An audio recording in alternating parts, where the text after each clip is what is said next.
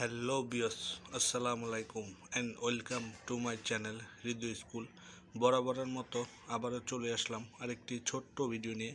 তো আজকের ভিডিওর সাবজেক্ট হচ্ছে ব্যবসা উদ্যোগ, শ্রেণী নবম ও দশম শ্রেণী, অধ্যায় 3। অধ্যায়ের নাম হচ্ছে আত্মকর্মসংস্থান, যা ইংলিশে সেলফ এমপ্লয়মেন্ট। তো প্রথম প্রশ্নটি থাকবে, জাতীয় অর্থনীতিতে কৃষি খাতের অবদান শতকরা কত ভাগ? আর দ্বিতীয় প্রশ্নটি হলো, বাংলাদেশে বেকার সমস্যা দিন দিন বেড়ে যাচ্ছে কেন? নিত্য নতুন এডুকেটেড রিলেটেড ভিডিও পেতে অবশ্যই আমাদের ইউটিউব চ্যানেলটি সাবস্ক্রাইব করে রাখবেন।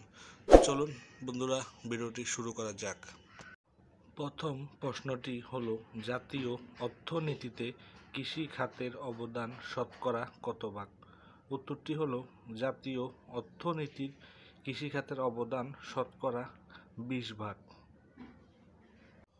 দ্বিতীয় প্রশ্নটি হলো, বাংলাদেশে বেকার সমস্যা দিন দিন বেড়ে যাচ্ছে কেন? উত্তরটি হলো, কর্মসংস্থানের প্রধান উৎস হলো সরকারি ও বেসরকারি প্রতিষ্ঠান।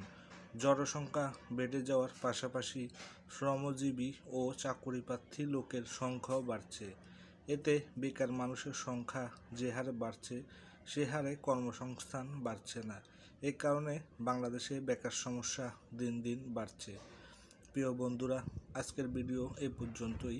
ভিডিওটি যদি ভালো লেগে থাকে একটি লাইক দিয়ে দিবেন। আর যারা যারা এখনও চ্যানেলটি সাবস্ক্রাইব করেন নাই, চ্যানেলটি সাবস্ক্রাইব করে পাশের বেল আইকনটি অন করে দেবেন।